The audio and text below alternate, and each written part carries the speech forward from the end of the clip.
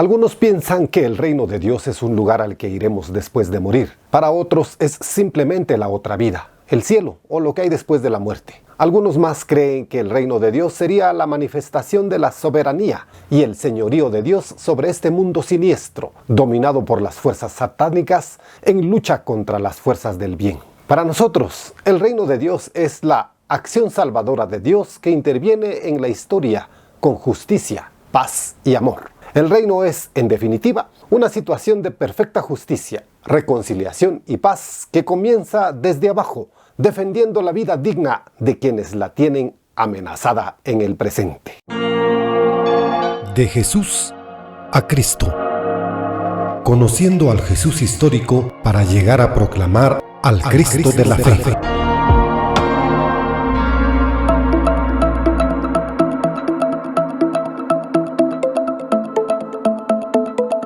Hola de nuevo. Gracias por acceder a nuestro episodio de hoy, en el que hablaremos acerca de el reino de Dios como eje central de Jesús. En la cristología latinoamericana, el reino de Dios es el eje central y estructurante de toda la misión, predicación y práctica de Jesús de Nazaret. Jesús no se predicó a sí mismo, sino que su preocupación última y absoluta fue el anuncio de este reino, como la voluntad definitiva de Dios para la historia. Sistemáticamente se define como la vida justa de los pobres, abierta siempre aún más. Esta realidad no es algo puramente espiritual o de ultratumba, sino una utopía histórica escatológica que busca unificar la trascendencia con la historia mediante la liberación de los oprimidos. El reino de Dios se manifiesta en antagonismo dialéctico con el antirreino, el cual es el pecado estructural manifestado en la opresión, la injusticia y la miseria. Sus destinatarios privilegiados son los pobres, los excluidos y las víctimas, estableciendo que la salvación debe verificarse como una liberación de los males concretos que amenazan la vida. La lógica del reino impone una inversión radical de los valores sociales. Los últimos serán los primeros, humanizando así las relaciones de poder, economía y religión. Finalmente, mientras que Jesucristo es el mediador absoluto del reino, la Iglesia se comprende únicamente como su sacramento, germen e inicio, estando siempre subordinada a la realidad mayor del reino. El reino es, en definitiva, una situación de perfecta justicia, reconciliación y paz que comienza desde abajo, defendiendo la vida de quienes la tienen amenazada en el presente. El reino de Dios como eje central de la cristología. El reino de Dios, el elemento determinante y último para Jesús. La investigación bíblica y teológica contemporánea coincide en un dato fundamental. El centro indiscutible de la predicación y la acción de Jesús de Nazaret fue el reino de Dios. Para Jesús, el reino no era un tema opcional, sino su cuestión de ultimidad y absolutez frente a lo relativo. Jesús no se predicó a sí mismo. Un aporte esencial de la cristología de la liberación es reconocer que Jesús no buscó atraer la atención hacia su propia persona, sino hacia el reino. Solo después de la resurrección, la comunidad comenzó a identificar a Jesús con el reino, llegando a llamarlo autobasilea, el reino en persona. La gran utopía de Dios. El reino se define como la última voluntad de Dios para este mundo.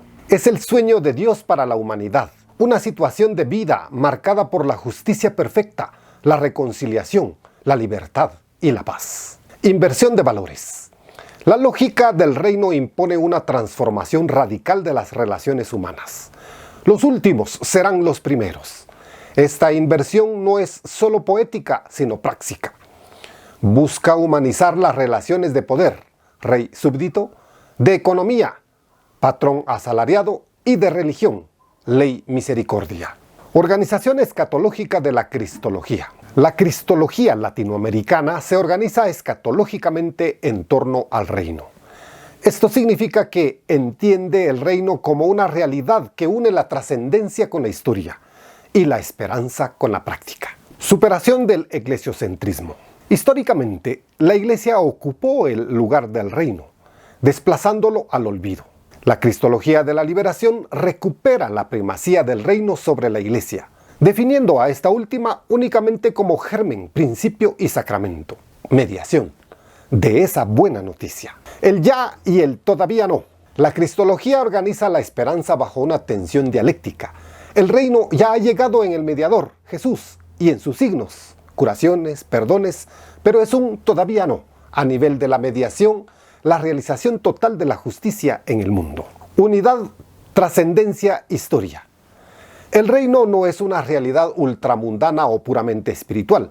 Es la presencia de Dios que se historiza en la lucha contra el antirreino, el pecado estructural de la opresión.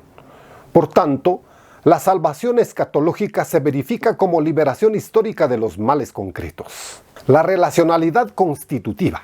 Jesús, el reino y el Padre. Jesús es un ser esencialmente relacional.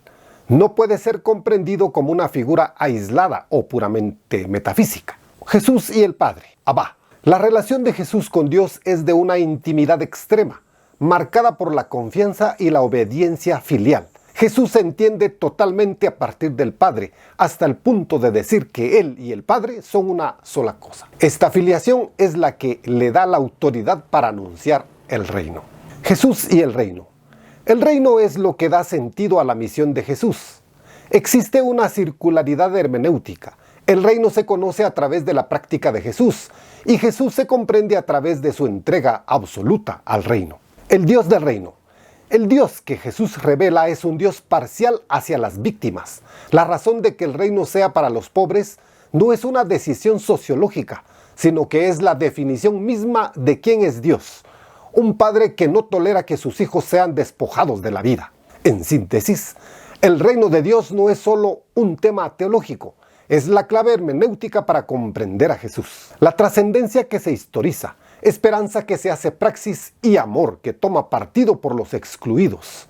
Es justicia perfecta, es reconciliación, es libertad, es paz. A continuación, proponemos estos puntos que en un debate teológico se pueden utilizar para fundamentar posiciones. Contra el Cristo sin Jesús. Una fe que se centra solo en la divinidad de Cristo, pero ignora el reino que Él predicó, se arriesga a convertirse en una ideología que justifica la injusticia. Sobre la función de la Iglesia. Si el reino es lo absoluto, la Iglesia debe ser juzgada por su fidelidad al reino y no por su propia autoconservación institucional.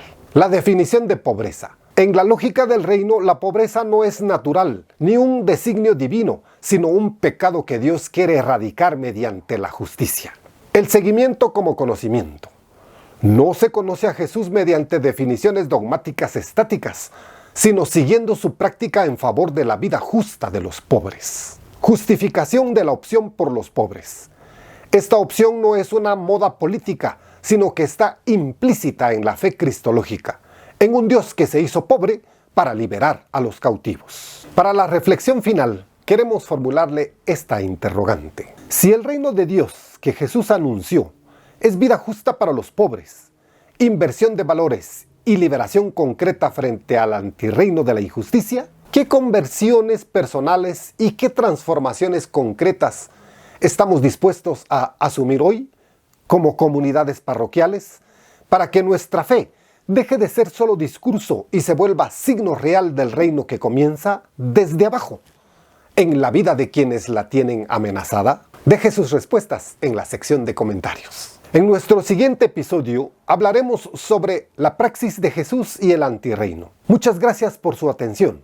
Hasta el próximo episodio. De Jesús a Cristo. Conociendo al Jesús histórico para llegar a proclamar al Cristo de la fe.